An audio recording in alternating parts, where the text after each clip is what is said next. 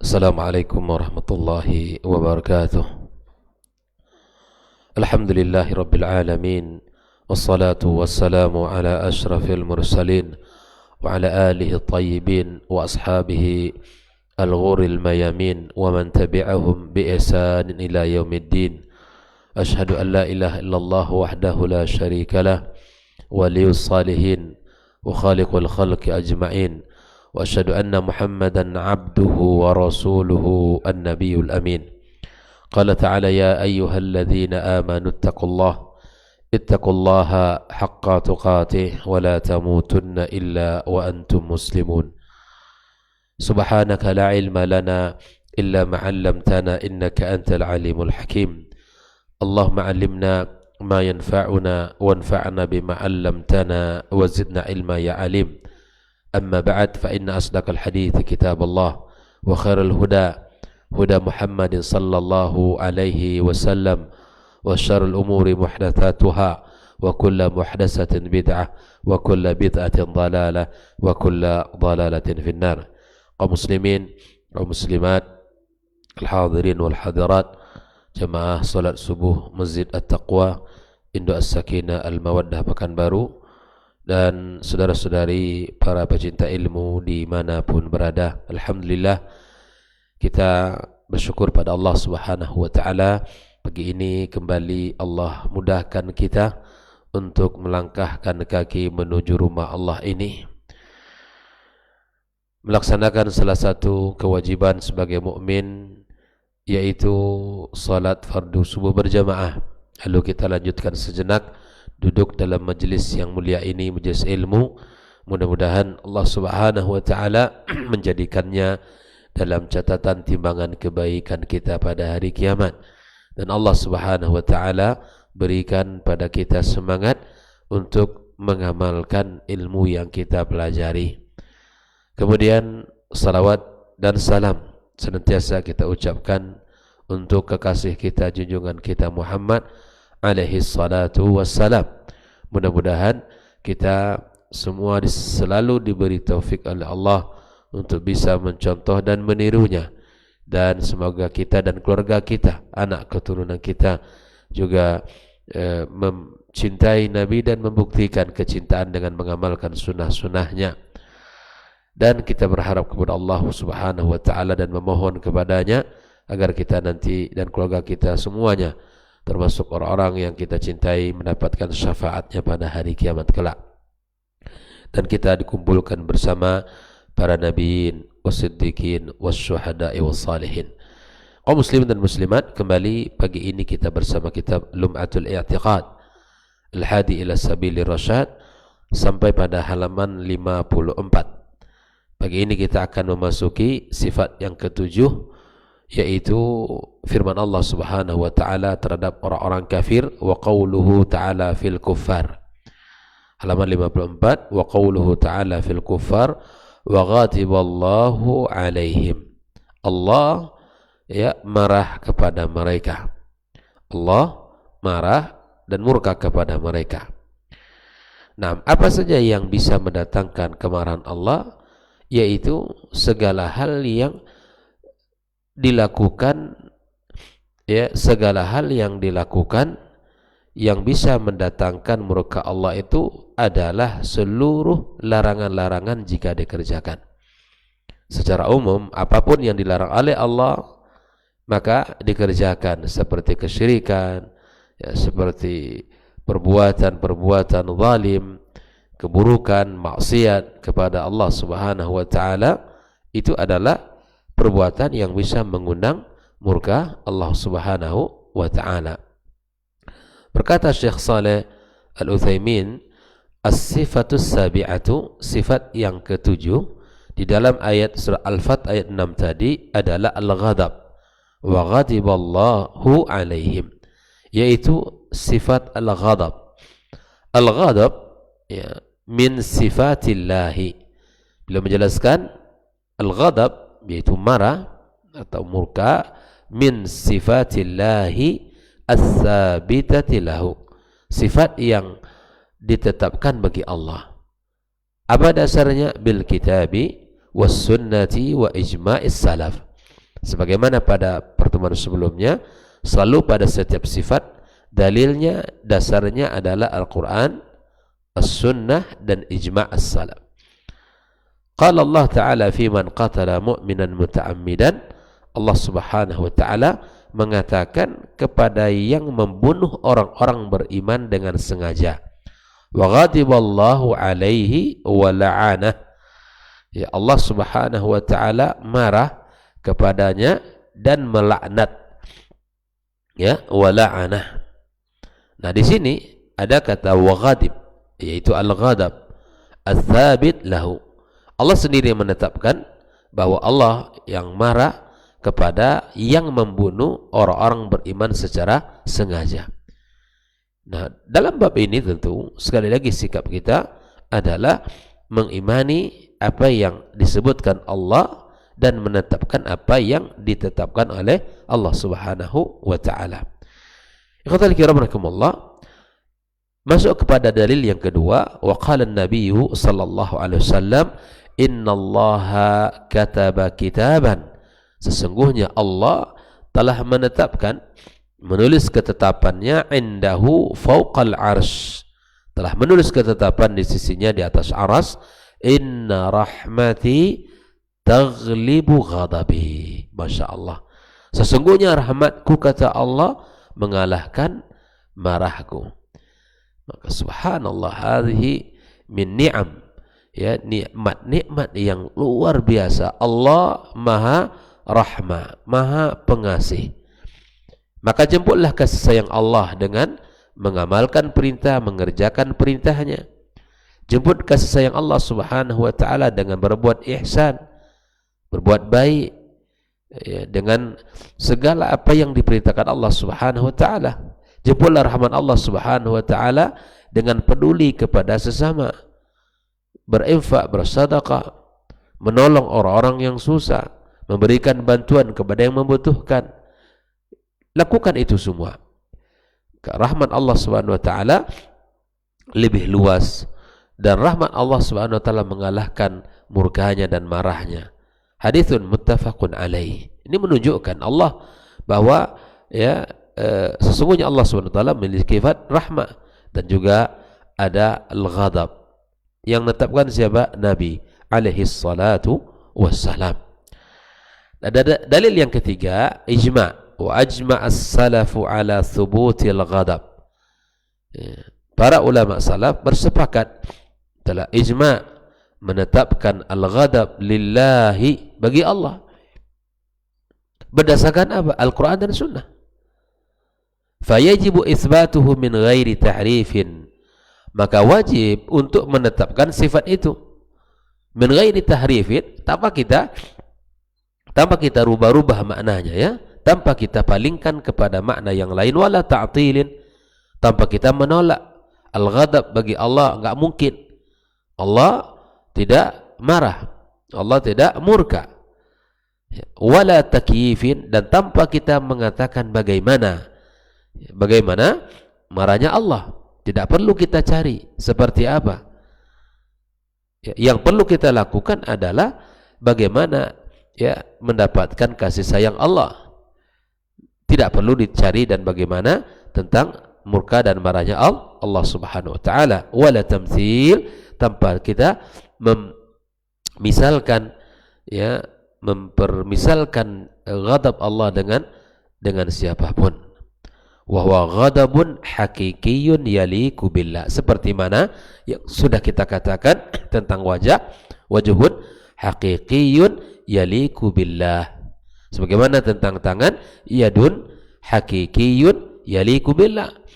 Allah punya tangan, tapi ke tangan Allah Azza wa Jal yaliku billahi Azza wa Jal. Begitu juga dengan ridha haqiqiyyun, ya, yaliku billah. Al-mahabbah sama, ya, al-mahabbah hakikiyatun taliku billahi subhanahu wa ta'ala.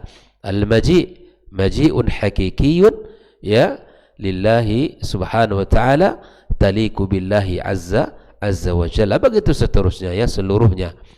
Seluruh sifat Allah kita tetapkan sebagaimana Allah tetapkan dan ditetapkan oleh Nabi-Nya alaihi salatu wassalam. Dan kemudian Syekh Shalih Al-Utsaimin menyebutkan, ya, wa fassarahu ahlut ta'til bil intiqam.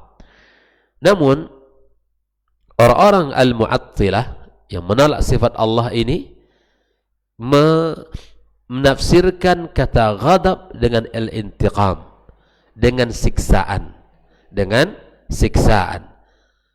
Maka kata Syekh Shalih Al-Utsaimin, wa naruddu alaihim, kita bantah, bima sabaqa fil qaidatir rabi'ah, ya, kita bantah dengan kaidah yang keempat, biwajhin rabi', anna Allah Ta'ala ghayara bainal ghadab wal intiqam.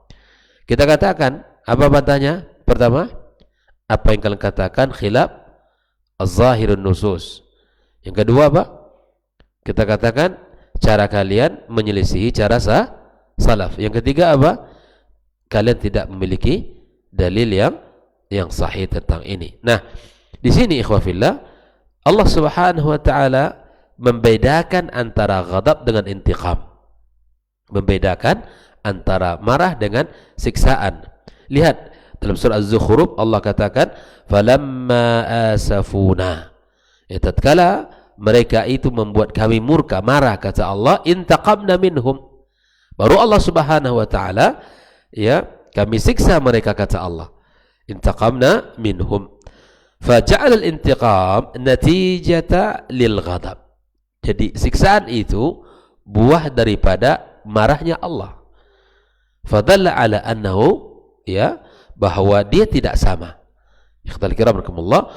Jadi al-ghadab adalah marah, dan Allah jadikan intiqam buah daripada murkanya, hasil dari murkanya Allah Subhanahu wa taala, marahnya Allah Subhanahu wa taala. Jadi di sini ikhtar karamakumullah, apa yang dikatakan oleh ahli ta'til itu tidaklah benar. Ini sifat yang ketujuh. Kita masuk firman Allah Subhanahu wa taala berikutnya, wa qauluhu ta'ala ittaba'u ma askhatallah. Ittaba'u ma askhatallah. Pada halaman yang 56, as-sifatus tsaminatu, sifat yang ke-8, ya, as-sukhut, yaitu murka, ya, murka. Dan ini sangat banyak di dalam ayat Al-Qur'anul Karim. As-sukhutu min sifatillahi, as-sukhut juga dari sifat-sifat Allah Subhanahu wa taala, as-tsabitati, yang ditetapkan lahu bil kitabi was sunnati wa ijma'is salaf. Lihat firman Allah Subhanahu wa taala dalam surah Al-Muhammad ayat 28. Allah Subhanahu wa taala berfirman, dzalika bi annahum muttaba'u ma askhatallah. Dikarenakan mereka mengikuti apa yang mengundang murka Allah Subhanahu wa taala, yang mengundang murka Allah Subhanahu wa taala, ma askhatallah. Ya. Nah, di antara doa Nabi alaihi salatu wassalam, Allahumma inni a'udzu biridhaka min sakhatika. Ya Allah, aku berlindung kepada Engkau dengan ridhamu dari murkamu. Wa bi mu'afatika min uqubatik. Aku berlindung kepadamu, ya, dengan apa? Dengan kemaafanmu dari siksaanmu. Al-hadis rawahu Muslim. Dalam hadis sana juga ridha Allah fi ridhal walidain wa sukhtullah fi sukhtil walidain. Ridha Allah ada di ridha orang tua kita. Artinya kunci ridha Allah adalah di mana kita mendapatkan ridha orang tua kita. Jika orang tua kita ridha, Allah ridha kepada kita. Wa sukhtullah fi sukhtil walidain. Dan murkanya Allah, ya, murkanya Allah kepada kita, kepada siapapun, ini disebabkan karena murka orang tua. Maka carilah ridha orang tua agar Allah ridha, dan hindari murka orang tua agar Allah tidak murka kepada kita. Jalan yang mulia untuk mendapatkan ridha Allah adalah dengan meniti jalan ridhanya orang tua dan berlindunglah dari murka Allah dengan cara tidak memancing murka orang tuanya. Maka ikhwah fillah rahimakumullah, sangat banyak juga dalam lafaz-lafaz seperti ini, ya, tentang bagaimana murka Allah Subhanahu wa taala. Dan apa saja bisa mengundang murka sama. segala hal yang bisa mengundang murka Allah itu pada umumnya adalah dosa dan maksiat. Dan nanti ada dosa-dosa terperinci secara khusus yang mengundang murka Allah Subhanahu wa taala. Ya. Orang-orang yang dimurkai oleh Allah Subhanahu wa taala itu secara umum ada orang-orang yang melanggar aturan-aturan Allah Subhanahu wa taala, berbuat maksiat, terutama melakukan kesyirikan, ya, melakukan perbuatan zalim, ya, bisa melakukan perbuatan dosa-dosa besar, ya, zina, kesyirikan, kemudian meminta kepada yang sudah mati, minta tolong kepada yang sudah meninggal dunia, ya, meyakini adanya, ya, ke barang-barang keramat yang bisa melindungi dan menjaga dan seterusnya, keyakinan-keyakinan yang batil dalam kehidupan kita, ikhwatul kiram. Maka kita mohon kepada Allah Subhanahu wa taala agar Allah jaga kita, lindungi kita dari segala perbuatan-perbuatan yang mengundang murka Allah Subhanahu wa taala tersebut. Ikhwatul kiram rahimakumullah. Lalu di dalam dalil berikutnya, wa ajma' as-salaf ala thubuti as-sukhti lillah. Para as-salaf juga bersepakat menetapkan sifat as-sukhut lillahi tabaraka wa ta'ala, sifat murka bagi Allah. Lalu fayajibu itsbatuhu lahu. Maka kita sebagai mukmin wajib menetapkan sifat itu karena dalilnya Al-Qur'an dan Sunnah. Min ghairi tahrifin wala ta'tilin wala takyifin wala tamthil. Sebagai orang yang beriman kepada Allah, menetapkan itu seperti mana Allah sebutkan, sebagaimana Nabi sampaikan, tanpa kita harus merubah, ya, makna-maknanya kepada makna yang lain, tanpa kita harus menolak makna itu. Ini tidak mungkinlah Allah murka, tidak mungkin Allah marah, tidak mungkin Allah maha rahmah, Allah maha rahim, Allah maha ghafar, ya, dan seterusnya. Naam, Allah maha rahman, maha rahim, maha ghafar dan seterusnya. Tapi Allah Subhanahu wa taala juga menetapkan melalui firman-Nya, melalui hadis Nabi SAW, Nabi menyebutkan bahwa Allah Subhanahu wa taala juga marah dan murka kepada siapa? Kepada yang melanggar aturan-aturannya. Itu secara umum. Maka kita tidak perlu menolak, tidak perlu kita merubah-rubah maknanya, dan juga tidak perlu kita mencari-cari bagaimana murkanya Allah dan seperti apa, dan tidak perlu kita mentamzilkan, memisalkan dengan yang lainnya. Wa huwa sukhtun hakikiyun yaliku billah. Ya, itulah yang dikatakan oleh Syekh Shalih Al-Utsaimin, yang mana itu adalah yaliku billah, tidak pernah sama dengan murka manusia. Wa fassaru ahlu ta'til bi intiqam, sama kata as-sukhut juga ditafsirkan oleh ahlu ta'til dengan kata-kata al-intiqam. Kata-kata al-intiqam. Kata intiqam tadi adalah siksaan. Ya, Allah menyiksa, ya, seperti mana disebutkan oleh mereka, wa naruddu alaihim bima sabaq fil qaidatir rabi'ah. Sama caranya kita jawab, bantah mereka dengan kaidah yang keempat pada muqaddimah kitab Lumatul I'tiqad ini, ya, sebagaimana yang sudah kita bahas, pada setiap sifat-sifat yang ditolak oleh mereka gunakan akidah yang telah dibuat oleh Syekh Shalih Al-Utsaimin untuk menjawab, ya, syubhat-syubhat mereka ini. Ini sifat yang ke-8, as-sukhut. Nah, as-sifah at-tasi'ah, kita lanjutkan. Sifat yang ke-9 adalah al-karahah, benci atau tidak menyukai. Apakah Allah tidak menyukai? Lihat, Allah Subhanahu wa taala berfirman dalam surat Taubah, karihallahum bi'athahum.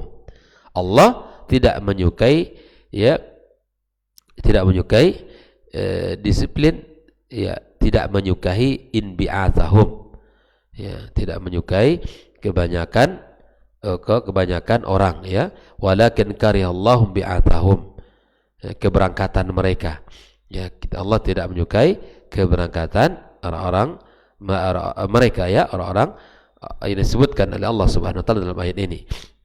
As-sifatu tasi'atu al-karahah. Al-karahatu min Allah lam yastahiqquha thabitah bil kitab was sunnah liman yastahiqquha. Afwan, al-karahatu minallah liman yastahiqquha. Allah membenci atau tidak menyukai kepada orang yang berhak menerima sifat ini. Dan sifat ini sabit bil kitabi wa sunnah wa ijma'is salaf. Nah, apa dalilnya? Seperti mana ya Allah sebutkan dalam surat Taubah, walakin karihallahum bi'athahum. Ya, Allah tidak menyukai keberangkatan mereka ini. Nah, mereka orang-orang yang disebutkan oleh Allah Subhanahu wa taala ya tentang sifat-sifat dalam surat Taubah ini. Nah, ikhwatal kiram rahimakumullah, kalau kita lihat kepada dalil hadis Nabi SAW, maka kita dapatkan innallaha kariha lakum qila wa qala ya wa kasratus su'ali wa idha'atul mal, rawahul Bukhari. Hadis yang sudah kita bahas pada sebelumnya, innallaha yarda lakum thalathan, Allah ridha kepada kalian 3 perkara ya. Yang pertama apa kemarin? An ta'buduhu wa la tusyriku bihi syai'a. Allah ridha kalian menyembah Allah. Allah ridha kalian menyerahkan ibadah hanya kepadanya, salat hanya kepada Allah, puasa hanya untuk Allah, zakat hanya atas nama Allah, haji ditunaikan karena Allah, tanpa kita campur adukkan dengan kesyirikan. Ingat, kesyirikan itu adalah hal yang bisa mengotori seluruh ibadah kita, bahkan membatalkannya.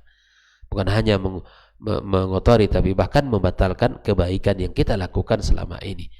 Maka berhati-hatilah dengan kesyirikan. Allah ridha dengan beribadah kepadanya semata, dan Allah murka kalau disertai dengan kesyirikan kepadanya. Ya. Yang kedua, Allah ridha wa ta'tasimu bihablillahi jami'a. Allah ridha engkau berpegang teguh dengan tali Allah.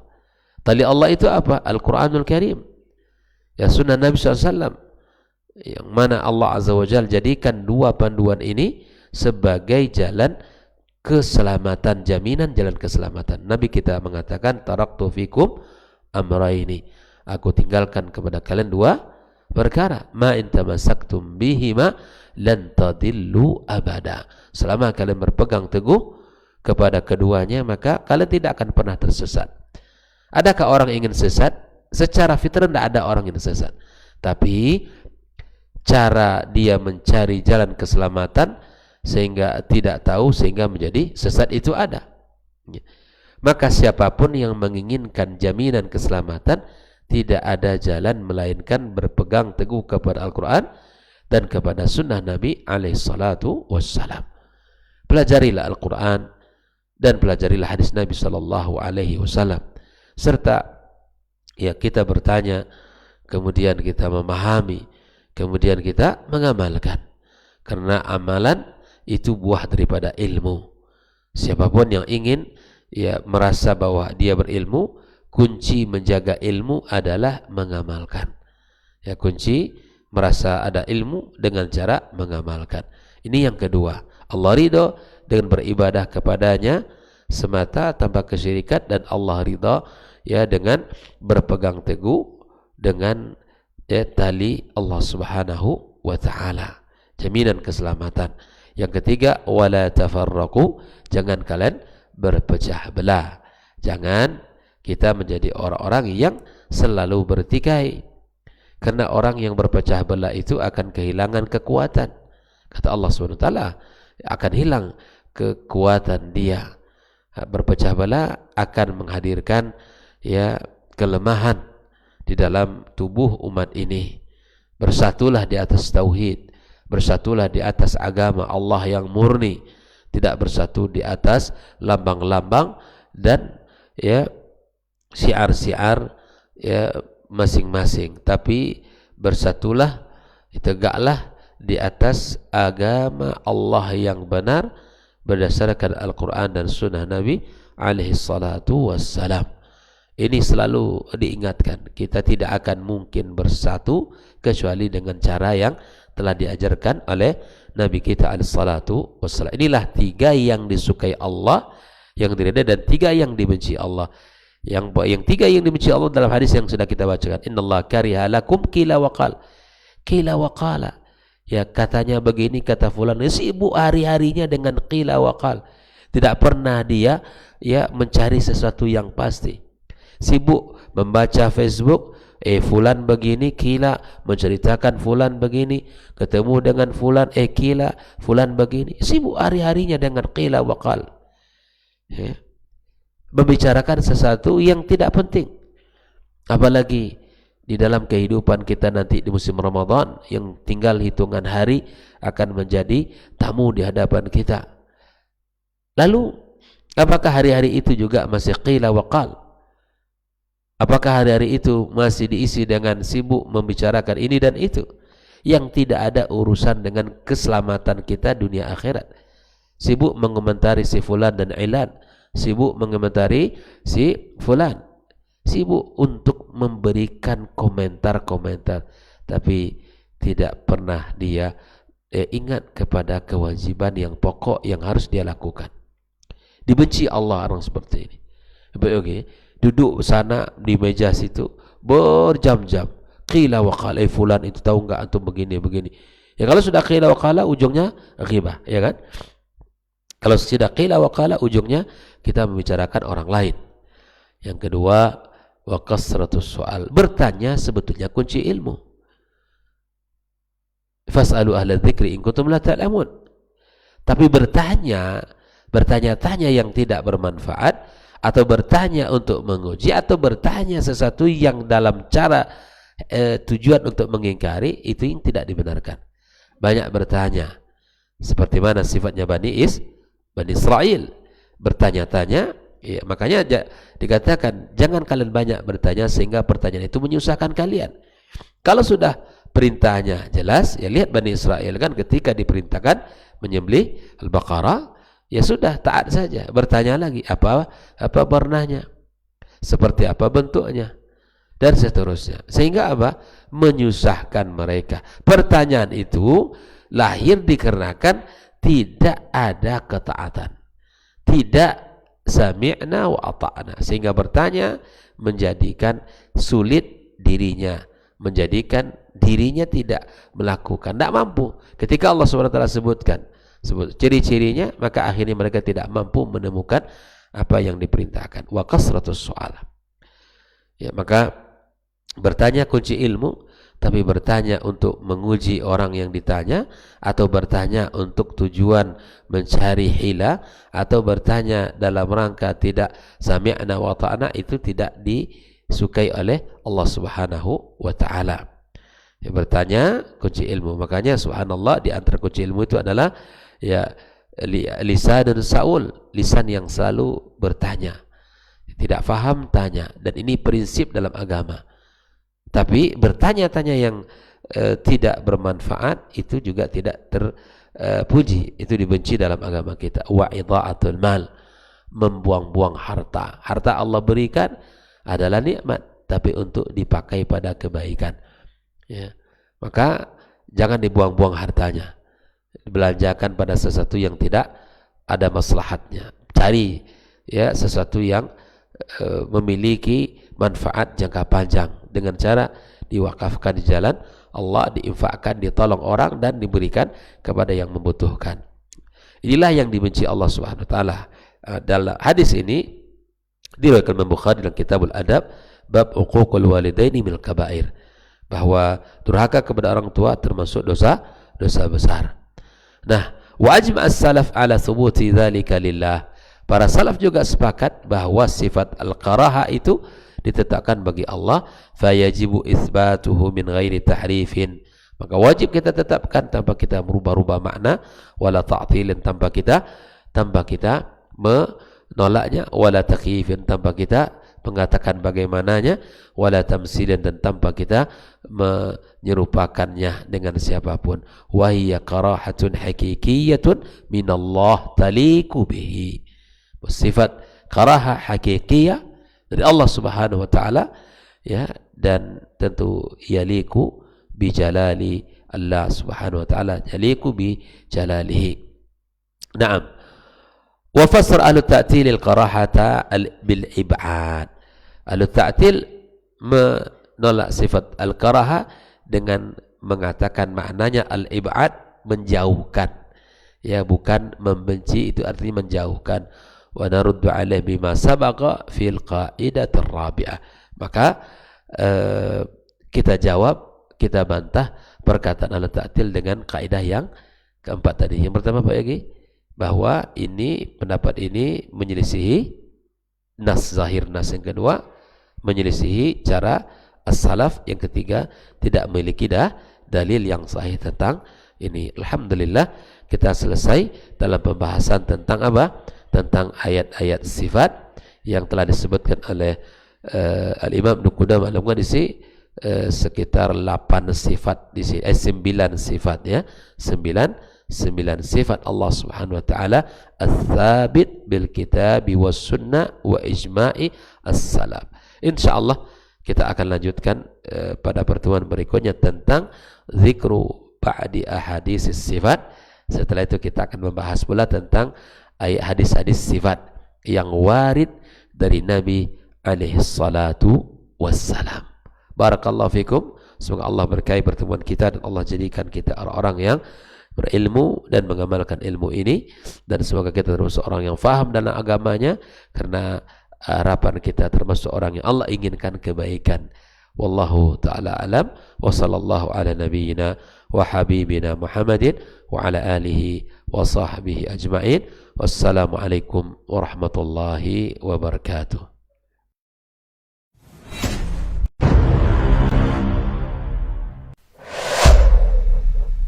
Dunia dan seisinya ini bagi Allah tak sama nilainya dengan sebelah sayap lalat. Barang siapa yang beramal untuk akhiratnya, Allah akan cukupkan baginya urusan dunianya. Sayati zamanun 'alan nasi as-sabiru fihim qalqabit al-jamarah. Akan ada satu masa di akhir zaman yang berpegang teguh dengan agamanya seperti orang yang sedang memegang bara api.